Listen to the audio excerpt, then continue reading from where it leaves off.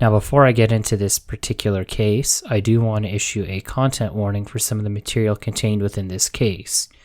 While the case doesn't go into the explicit details, the accused in this case is appealing convictions for child pornography, for possession of and distribution thereof.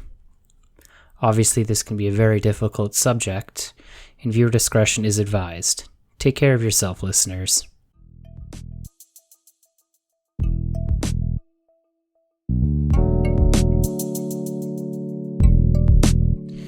Hi there, welcome to Legal Listening, where audio obiter is our thing. I'm Zach, and today we're bringing you a bonus episode in collaboration with the Legal Writers Collective. Today we'll be covering the Ontario Court of Appeal case, the Queen and McSween.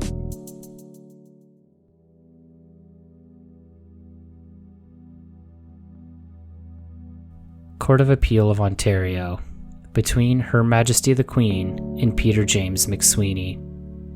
On appeal from the conviction entered by Justice Mary Teresa E. Devlin of the Ontario Court of Justice on October 27, 2017. Per Chief Justice Strathy. The appellant appeals his convictions for possession of child pornography and distribution of child pornography contrary to sections 163.1 sub 4 and 163.1 sub 3 of the Criminal Code of Canada, Revised Statute of Canada 1985, Chapter C46. His trial was conducted exclusively as a charter application. He alleged that his rights under Sections 7 and 10b of the Charter were infringed with respect to statements that he made to police before and after his arrest, and that the statements should be excluded pursuant to Section 24(2). After the trial judge found those statements to be admissible, the defense conceded that the Crown could prove the charges based on his admissions, and the court was invited to make a finding of guilt. The appellant submits that the trial judge erred in finding that he was not detained when he made his first statement and refusing to exclude both statements pursuant to Section 24(2). For the reasons that follow, I would allow the appeal. 1. Background. A. The search. As the circumstances of the appellant's statements are central to the analysis of whether his charter rights were breached, they require careful examination.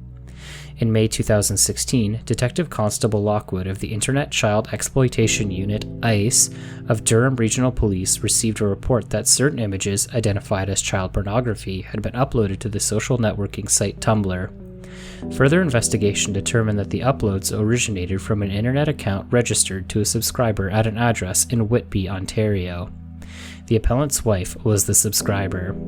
The address was occupied by the appellant, his wife, and their 2 teenage children.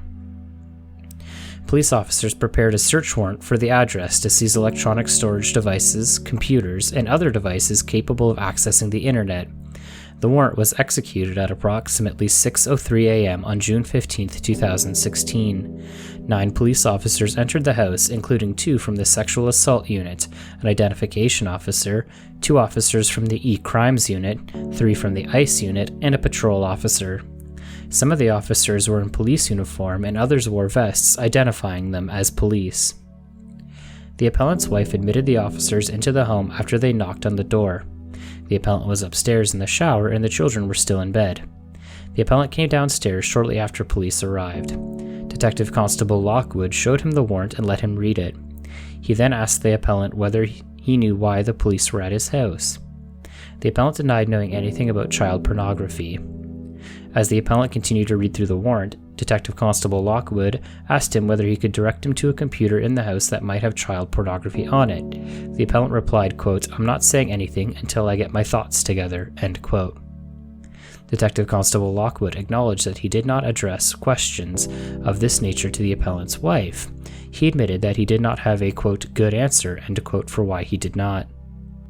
In response to defense counsel's suggestions that both questions were designed to have the appellant incriminate himself, Detective Constable Lockwood acknowledged, quote, "They can be very incriminating, yes," end quote. Within about 10 minutes of the police arriving, the family had been gathered in the living room.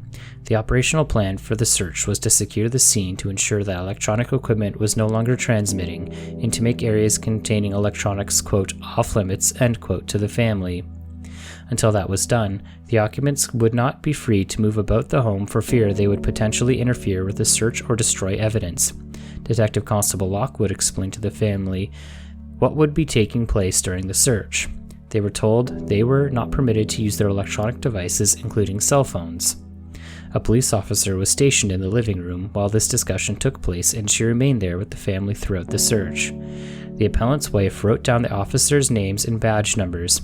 She asked whether she could go to the kitchen to use a landline to make a call, and Detective Constable Lockwood told her that she could. At approximately 6:29 a.m., Detective Constable Lockwood asked the appellant's wife to come to the front porch of the home to give an audio statement. She agreed to do so. The officer testified that the purpose of the interview was to determine who had access to the computers in the home, but he acknowledged that most of the discussion was taken up with questions from the appellant's wife. He described the interview as, quote, lighthearted, end quote, and acknowledged in cross-examination that the appellant's wife was, quote, never a suspect, end quote. At some point during the interview, the appellant's wife asked whether she could get the children ready for school, and the officer permitted her to tell the children to do so. The appellant remained in the living room while his wife was questioned on the porch. The interview lasted approximately 20 minutes. At about 6:53 a.m., Detective Constable Lockwood asked the appellant to come to the porch to give a recorded statement. The officer acknowledged that he had not cautioned the appellant up to that point, nor did he caution the appellant before he took the statement or inform him of his right to counsel.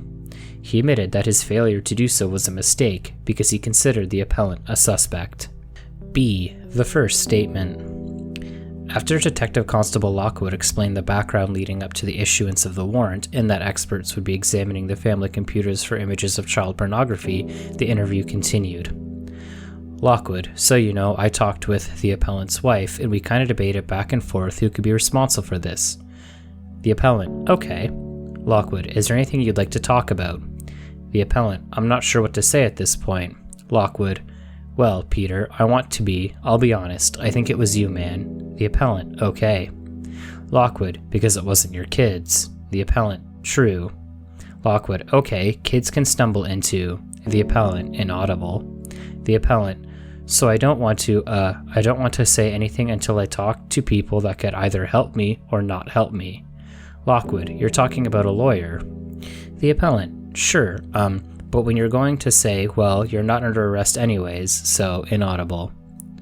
Lockwood, everything you have to say is voluntary. I'm not here to make you talk about anything you don't want to talk about, okay? The appellant, so what's the easiest course of action? Lockwood, I can't even tell you what the easiest course of action is. I'm here to give you a chance to tell me everything I should know. The appellant, yeah, okay. Lockwood, anything you feel I should take into account in you. If you think there's someone in the house I should be questioning, I want you to tell me. The appellant, no. Lockwood, okay. The appellant,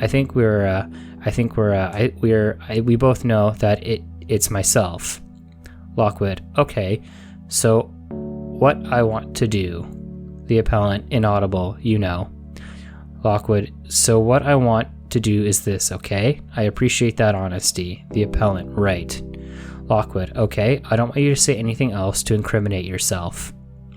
Moments later, the officer said, quote, I do appreciate your honesty because I don't want to drag your kids into this, end quote. After the interview, the appellant was arrested, cautioned, and informed of his right to counsel and taken to the police station. C. The second statement. After being processed at the station, the appellant was taken to an interview room at approximately 10:11 a.m. He indicated that he wished to speak to duty counsel and arrangements were made for him to do so. After the appellant had spoken to duty counsel, the recorded interview continued at approximately 11:10 a.m. At the outset of the interview, Detective Constable Lockwood gave a secondary caution, followed by an awkward and inaccurate attempt at explaining it. Lockwood, got it, inaudible, you know, because I haven't been with you the whole time. If you spoke to a police officer or anyone with authority or any special person spoken to you in connection with this case, I want it clearly understood that I do not want it to influence you in making any statements. Do you understand that? The appellant, head nod, yes. Lockwood, so that means what another police officer told you, you better talk to Jeff Lockwood. They're wrong. They're not supposed to do that. okay? Everything we say is voluntary. Sometimes we come in here and we just have long chats. Sometimes we come in here and just have questions about where do we go from here. And either way, I'm fine with that. I don't play mind games and I don't trick anybody. I've been around too long to do that now, and I'm just tired, okay? Throughout most of the interview, the appellant maintained that he wished to remain silent. However, at one point in the interview, Detective Constable Lockwood asked the appellant whether there was, quote, any chance that anybody else in the house is involved, end quote. To which the appellant replied, quote, absolutely not, end quote. 2. Reasons on charter application. The trial judge found that both statements were admissible. She found that the appellant was not detained during the search of his home. Her reasons on the issue of detention were contained almost exclusively in paragraph 8 of her reasons. In the case before me, there is no evidence that Mr. McSween was physically restrained. There was also no evidence of psychological detention. Not only was Mr. McSween free to come and go during the search, he was present when his wife asked to use the landline telephone and get the children ready for school, and these requests were granted. In reaching the conclusion that Mr. McSween was not detained, I have rejected the submission that because an officer remained in the living room with the family, Mr. McSween felt that he was under police guard and was not free to leave. There was no evidence to support this submission. Also, Mr. McSween never asked to leave the living room, even though he saw his wife and children leave and go about their daily business.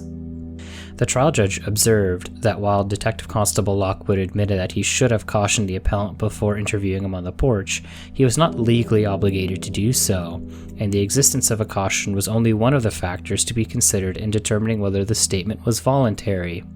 Moreover, despite the absence of a caution, the appellant appeared to be well aware of his right to remain silent. The defense submitted that when the appellant made the comment about talking to, quote, people that could either help me or not help me, end quote, and Detective Constable Lockwood confirmed that he was referring to a lawyer, the officer was under a duty to inform him of his right to counsel and to facilitate his request. The trial judge rejected this submission, finding that 1. The appellant was not detained when he made the comment, 2. He did not actually ask to speak to a lawyer, but simply confirmed his wish to remain silent until he spoke to one, and 3. He did not further pursue the issue. The trial judge thus found that the appellant's 10B rights were not engaged, that the police did not improperly elicit his confession during the statement on the porch, and that the statement was both charter compliant and admissible. The trial judge also found that since the first statement was charter compliant and voluntary, there was no basis to find that it, quoted, tainted, end quote, the second statement. 3. Issues. This appeal raises 4 issues.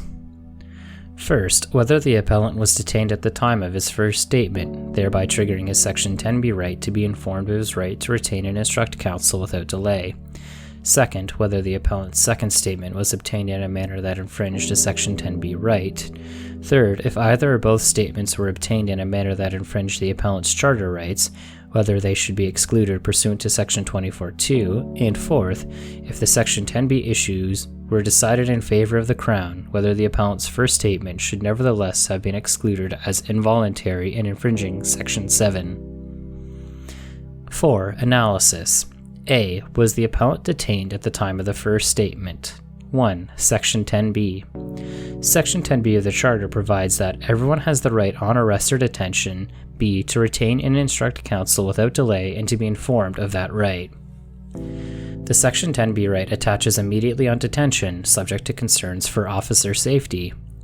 It creates the right to retain and instruct counsel without delay and the right to be informed of that right in order to effectively exercise it. A detained person who chooses to exercise their right must be given a reasonable opportunity to do so, and the police must refrain from eliciting incriminating evidence from the detained person until he or she had a reasonable opportunity to consult with counsel. See the Queen in McGuffey, the Queen in Subaru, and the Queen in Taylor. In Subaru, at paragraph 40, the court explains, the purpose of Section 10B is to ensure that individuals know of the right to counsel and have access to it, in situations where they suffer a significant deprivation of liberty due to state coercion, which leaves them vulnerable to the exercise of state power and in a position of legal jeopardy. Specifically, the right to counsel is meant to assist detainees regain their ability and guard against the risk of involuntary self-incrimination. An individual's Section 10b right is thus intimately connected to their control over their own person. While an individual confronted by the authority of the state ordinarily has the option to simply walk away, this choice can be removed by physical or psychological compulsion, resulting in detention. Once detained, however, quote, the individual's choice whether to speak to authorities remains and is protected by the Section 10 informational requirements and the Section 7 right to silence, end quote, the Queen and Grant. The Supreme Court of Canada expanded on this interaction between Sections 7, 9, and 10 of the Charter at paragraph 22 of Grant. Detention also identifies the point at which rights subsidiary to detention, such as the right to counsel, are triggered. These rights are engaged by the vulnerable position of the person who has been taken into the effective control of the state authorities. They are principally concerned with addressing the imbalance of power between the state and the person under its control. More specifically, they are designed to ensure that the person whose liberty has been curtailed retains an informed and effective choice whether to speak to state authorities consistent with the overarching principle against self-incrimination. They also ensure that the person who is under the control of the state be afforded the opportunity to seek legal advice in order to assist in regaining his or her liberty. The key task, therefore, in determining whether an individual's Section 10b rights have been triggered is to identify whether a detention has occurred. Detention can be physical or psychological. Psychological detention occurs where a person has a legal obligation to comply with police direction, or where, quote, the police conduct would cause a reasonable person to conclude that he or she was not free to go and had to comply with the police direction or demand, end quote. Grant at paragraphs 30 to 31. In determining whether someone has been psychologically detained, the inquiry is an objective one, having regard to how a reasonable person would perceive the state conduct in the circumstances. An objective inquiry recognizes the need for police themselves to appreciate when detention occurs so they can fulfill their charter obligations to detained persons. See Grant at paragraphs 31 and 32 and Subaru at paragraph 22. The Supreme Court provided a helpful summary of the analysis of detention at paragraph 44 of Grant. In summary, we conclude as follows. Detention under Sections 9 and 10 of the Charter refers to a suspension of the individual's liberty interest by a significant physical or psychological restraint. Psychological detention is established either where the individual has a legal obligation to comply with the restrictive request or demand, or a reasonable person would conclude by reason of the state conduct that he or she had no choice but to comply. In cases where there is no physical restraint or legal obligation, it may not be clear whether a person has been detained. To determine whether the reasonable person in the individual circumstances would conclude that he or she had been deprived by the state of the liberty of choice, the court may consider, inter alia, the following factors. A. The circumstances giving rise to the encounter as they would reasonably be perceived by the individual, whether the police were providing general assistance, maintaining general order, making general inquiries regarding a particular occurrence, or singling out the individual for focused investigation. The nature of the police conduct, including the language used, the use of physical contact, the place where the interaction occurred, and the presence of others, and the duration of the encounter. C. The particular characteristics or circumstances of the individual where relevant, including age, physical stature, minority status, and level of sophistication. I accept the appellant's submission that the trial judge erred in failing to apply the objective test mandated by Grant and Subaru, namely whether a reasonable person in the appellant's circumstances would conclude by reason of the state conduct that he or she had no choice but to comply. While the trial judge referred to Grant and Subaru, her analysis reflects the error that this court identified in the Queen and Wong. She treated the exercise largely as a subjective inquiry, asking whether there was any evidence of the appellant's state of mind. This was an error of law, and this court is therefore required to apply the correct analysis. Detention in the context of the execution of a search warrant in a home. This case is argued, in this court and in the court below, as one in which the appellant was detained, not as the result of a legal obligation to comply with a state request or demand, but as a case where a reasonable person would conclude that they had to comply. The Grant factors must therefore be applied. Before doing so, however, it is necessary to consider the fact the encounter occurred in the exercise of the state's authority through the lawful execution of a search warrant. There is no question that during the execution of a search warrant, police are entitled to segregate the occupants of the premises to ensure officer safety, to prevent the loss or destruction of evidence, and to maintain the integrity of the search. They may be given appropriate directions to that end. See the Queen and Connor, Ahmed et al., and McCaskill, Water, and the Toronto Police Services Board. However, there are limits to these powers. I accept as accurate the observation in the Queen and Owen at paragraph 33. However, once the police have, quote, cleared, end quote, the house and ensured that they have accounted for all the occupants, they must have a basis for any continued detention of any occupants. They are not permitted to simply keep the occupants in a room incommunicado while they go about their search of the house. Once police have ensured their safety, they are not justified in holding the occupants in a room unless the occupants are being arrested or otherwise being lawfully detained. Provided the occupants are not interfering with the search, they are permitted to stay in and move about the residence, or they may leave. Owen itself bears some similarity to this case. Police arrived at the accused home just after 7 a.m. They knocked on the door and were greeted by his father. The police informed the father that they had a search warrant regarding child pornography and asked him to move into the living room. The accused was upstairs in his bedroom. The police brought him down to the living room. The accused and his father were seated in the living room for several minutes. An officer stayed with them. The police then called the accused into the kitchen for questioning. During the interview, the accused made several inculpatory statements and was arrested shortly afterwards. The accused argued that he was psychologically detained when he was escorted from his room and, quote, sequestered, end quote, in the living room with his father, and then directed to go into the kitchen to speak to an officer. The trial judge agreed, holding that the accused was, quote, subject to a psychological detention from the time the police escorted him downstairs and had him sit in the living room, end quote, at paragraph 32. The judge held that any reasonable person in the circumstances of the accused would conclude that they were detained. Further, even if there was no detention while the accused was placed in the living room, there was a detention when he was asked to speak with an officer in the kitchen. Other cases have followed a similar approach, see the Queen and Munko.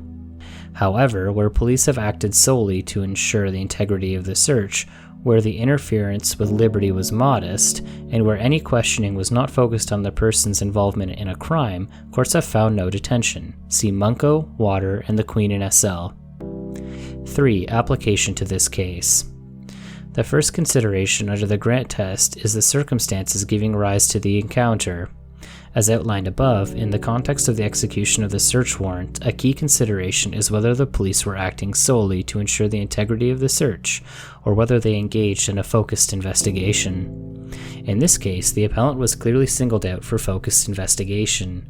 From the very outset of the encounter, Detective Constable Lockwood posed questions that were accusatory and invited self-incrimination. In substance, his questions amounted to, quote, do you know why we are here, end quote, can you tell us the location of computers in this house with child pornography on them, end quote. Those questions would cause a reasonable person in the position of the appellant to conclude that they were a suspect, perhaps the prime suspect, in a police investigation into child pornography in their own home. As was the case in Owen, the police were not merely executing the search warrant, they were targeting and questioning a suspect. A segregation of the family in one area of the home, without the use of phones and electronic devices, is also a circumstance to be taken into account. While the police were justified in clearing the house to ensure the integrity of the search, the prolonged sequestering of the family in the living room was unnecessary for that purpose. There was no suggestion that they attempted to interfere with the search or were anything other than cooperative. The fact that the appellant's wife found it necessary to ask for permission to use the landline in the kitchen speaks to a perception that she was not free to do so without permission. The same is true of her request to allow her children to get ready for school. While his wife was being interviewed outside on the porch, the appellant was left sitting in the living room with his children, with a police officer continuing to stand guard over them. His isolation and separation from his wife, whom the police had treated more deferentially than he, would add to the perception of a reasonable person that an investigation was taking place and that they were a suspect. Detective Constable Lockwood then asked the appellant to come out on the porch to speak to him and give a recorded statement. This would enhance the perception of a reasonable person in the circumstances that they were the focus of an investigation. The second factor under Grant is the nature of the police conduct, including the language used, the use of physical contact, and the place where the interaction occurred, the presence of others, and the duration of the encounter. Physical contact does not feature in the detention analysis in this case. However, as already identified, the language used by Detective Constable Lockwood after police entered the house was targeted and accusatory. It is noteworthy that the warrant was executed at 6:03 a.m. when most people are just waking up and when working people with children are getting ready for their busy day. This element takes on a particular flavor when one considers the presence of some 9 police officers executing the warrant in what appears to have been a typical middle-class home. This would cause a reasonable person to feel the weight of the state in their home, the most private of places. The encounter itself, up to the time when the appellant was invited to give a statement on the porch, lasted approximately 40 minutes. It is not clear when the police had secured the area they needed to secure, but there is no evidence of why it was necessary for the appellant to remain in the living room for that length of time. Nor is there evidence as to why the police did not tell the appellant that he could leave or get ready for work if he wished to do so. The final Grant factor to be considered is the particular characteristics of the individual were relevant, including age, physical stature, minority status, and level of sophistication. There are no characteristics of the appellant that are particularly germane to this inquiry. The appellant appears to have been a mature, educated, and articulate adult with some appreciation of his rights in the face of the officer's inquiries. 4. Conclusion on detention in Section 10b.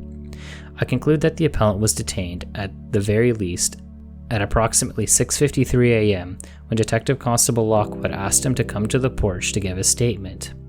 Given all that had taken place during the preceding 50 minutes, including the focused and accusatory statements made to the appellant, the lengthy period of sequestration, under guard, and the officer's request to come to another area of the home to make a recorded statement, a reasonable person in the appellant's situation would conclude that they were obliged to comply.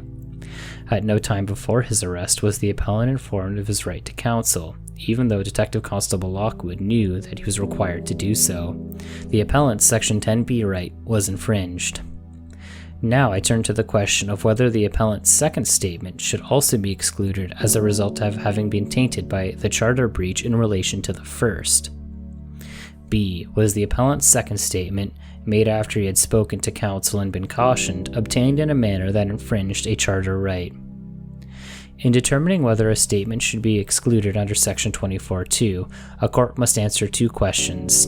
The first, referred to by Justice of Appeals Doherty in the Queen and Plaha as a, quote, threshold requirement, end quote, asks whether the statement was, quote, obtained in a manner, end quote, that infringed or denied a charter right.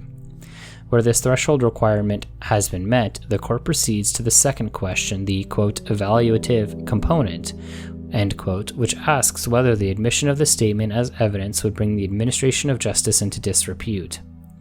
As explained by the Supreme Court in the Queen and Whitwer, in order to determine whether a subsequent statement by an accused was obtained in a manner that infringed a charter right, an accused must assess whether the impugned statement is part of the same transaction or course of conduct as the earlier breach. In considering whether a statement is tainted by an earlier charter breach, the courts have adopted a purposive and generous approach. It is unnecessary to establish a strict causal relationship between the breach and the subsequent statement.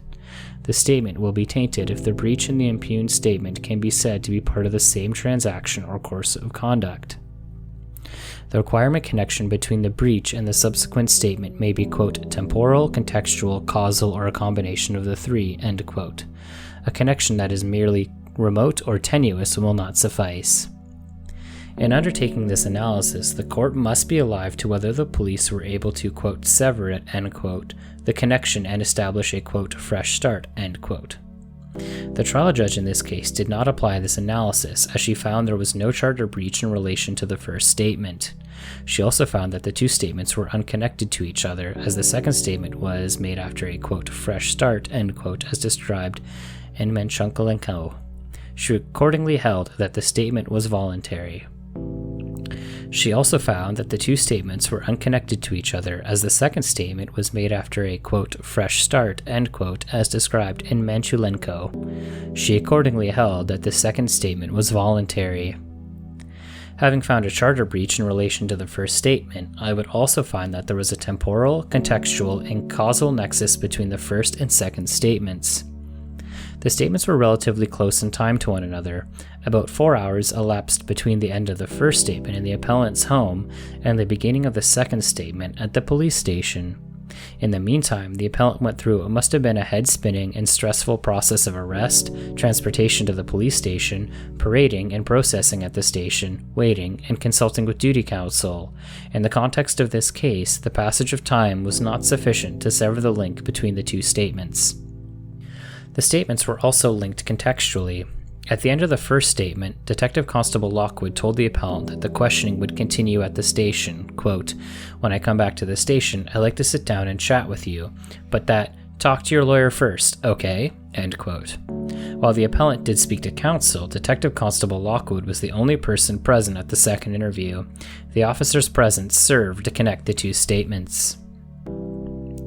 This connection was confirmed by the officer's own words. At the beginning of the recorded statement at the second interview, Detective Constable Lockwood stated, in the appellant's presence, quote, "Detective Constable Lockwood interviewing Peter McSween, a continuation of an earlier statement which was cut short because the accused wished to talk to duty counsel," end quote.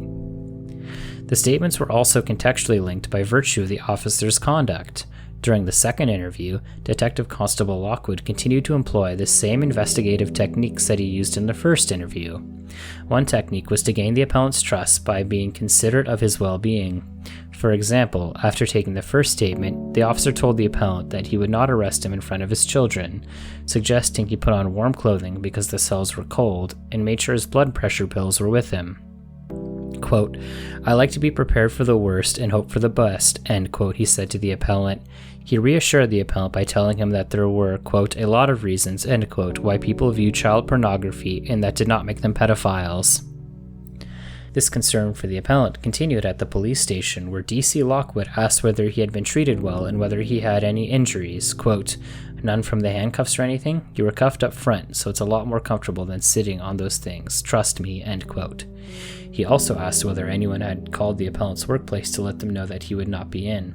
The appellant said he had not called in, and DC Lockwood said, quote, "Okay, we'll just let them sit for a while then, cause I'm not gonna phone them and get them suspicious. Not saying they won't find out, it won't be from me," end quote.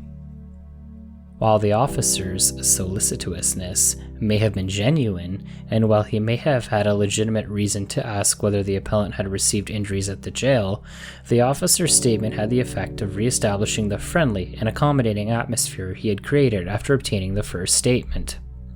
There was, however, another more calculated aspect of the questioning that was common to both statements. In both interviews, the officer used the implicit threat that if the appellant was not forthright, he would have to interview his children. During the first statement, a few moments before the appellant blurted out, quote, "We both know that it's myself," end quote, the officer said, quote, "I'll be honest, I think it was you, man, because it wasn't your kids," end quote. The appellant replied, quote, "True," end quote. Moments later, the officer said, quote, "Okay, I do appreciate your honesty because I don't want to drag your kids into this," end quote.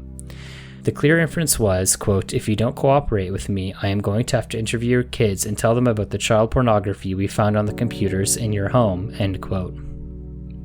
For most of the second interview, after he spoke to duty counsel, the appellant was uncommunicative. His only inculpatory statement was made after Detective Constable Lockwood again asked whether his family might have been involved. Lockwood, quote, is there any chance that anyone else in the house is involved?" End quote. The appellant, quote, "Absolutely not," end quote. Officer Lockwood had already had a confession from the appellant. He had never suspected the appellant's wife, and the appellant had said that if it was him, not his children.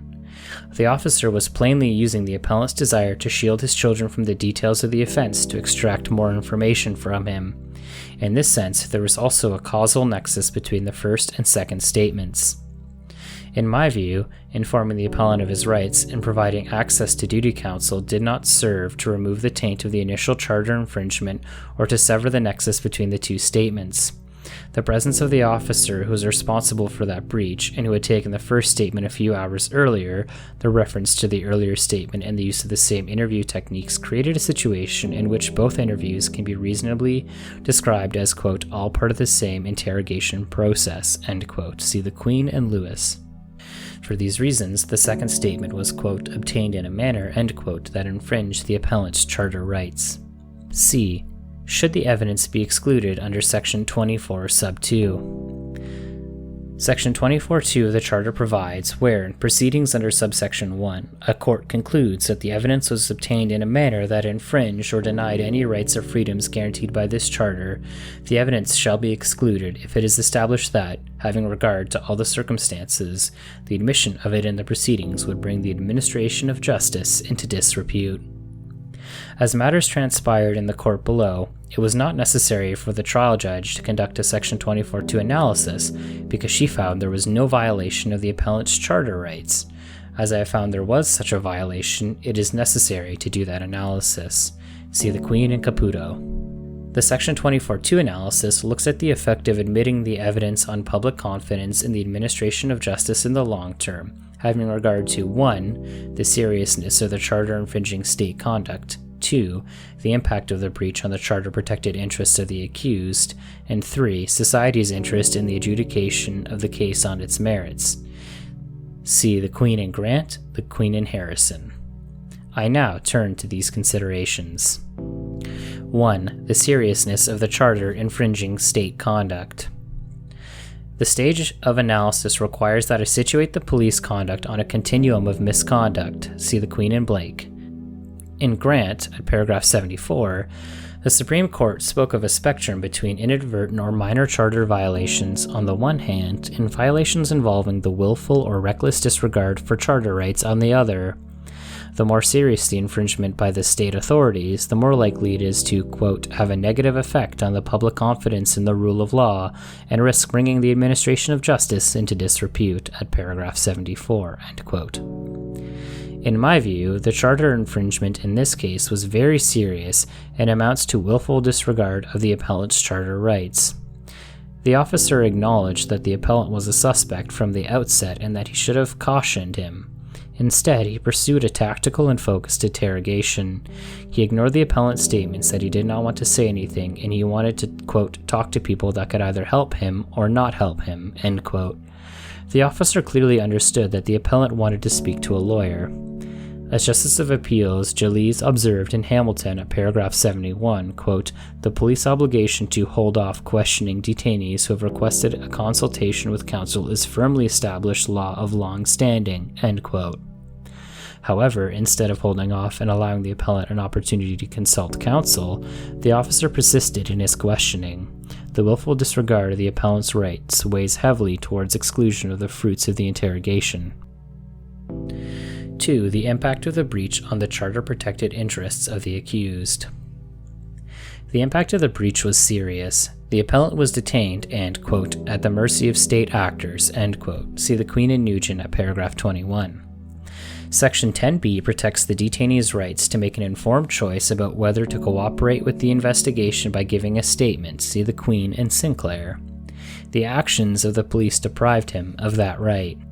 3. Society's interest in the adjudication on the merits. This inquiry asks whether the truth-seeking function of the criminal trial process is better served by the admission of the evidence or by its exclusion.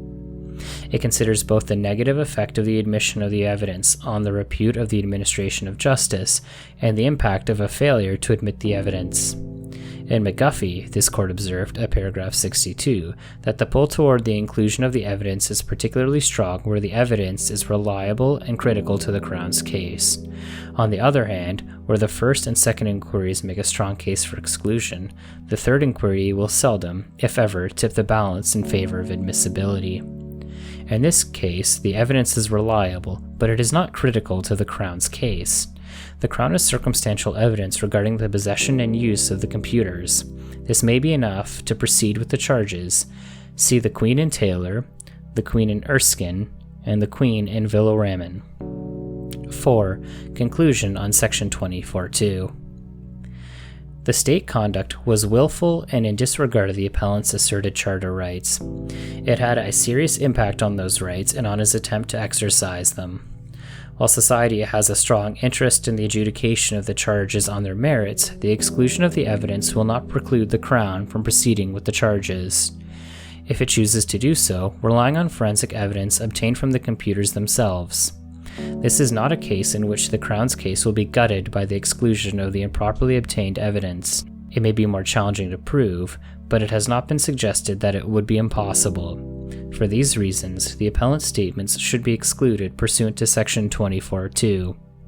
D. Voluntariness. As I have concluded that both statements resulted from breaches of Section 10b and should be excluded pursuant to Section 24(2), it is unnecessary to consider the trial judge's conclusions on voluntariness. Part 5. Conclusion. For these reasons, I would allow the appeal, quash the appellate's convictions, and order a new trial.